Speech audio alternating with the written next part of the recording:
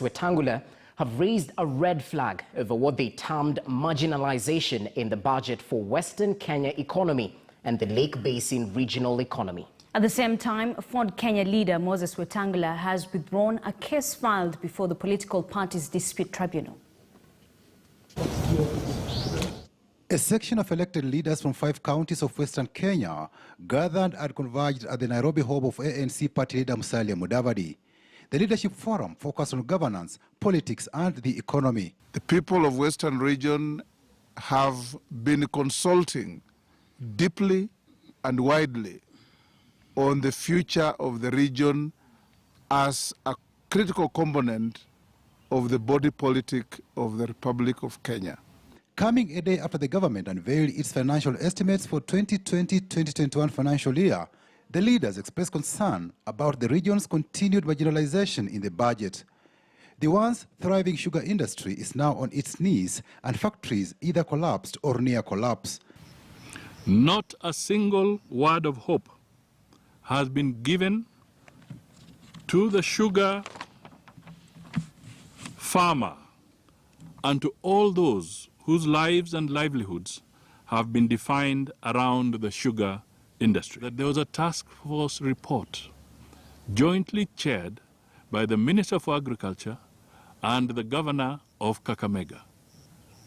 That report seems to have disappeared when the budget was being formulated.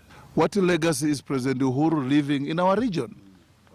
Cotton is dead, the sugar industry is dead, the maize industry is in limbo, coffee is in limbo.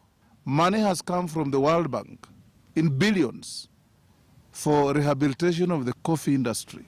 That money has all been placed in the Mount Kenya region to the exclusion of the western frontier that grows coffee.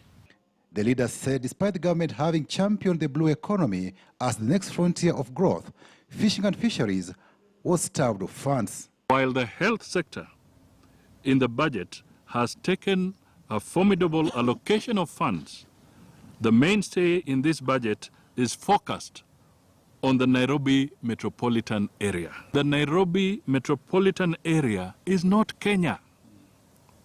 Let all Kenyans benefit from equitable budgetary allocations in all sectors. They also raised concern on the overcrowding of trucks at the Kenya-Uganda border.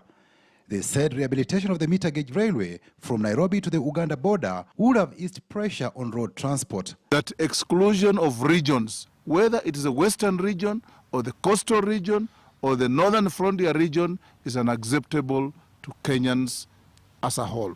Meanwhile, Moses Wetangula withdrew a case he had filed at the political parties dispute tribunal to allow for internal party dispute resolution.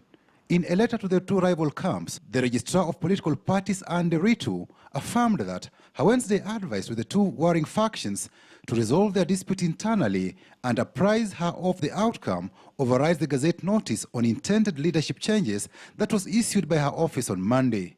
Mindful of the fact that the tribunal may not have jurisdiction over that Gazette notice, we'll know how best to deal with it.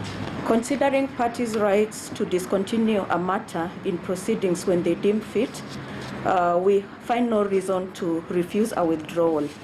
Patrick Amimo, KTN News. That story leads us to a short commercial break, but before we take it, just a reminder of our big Q tonight. We're asking, should worship places be opened? Just to sample a few, Daniel Osiemo Onyere says, I think places of worship should be opened together with schools because they're not more important than our children's education.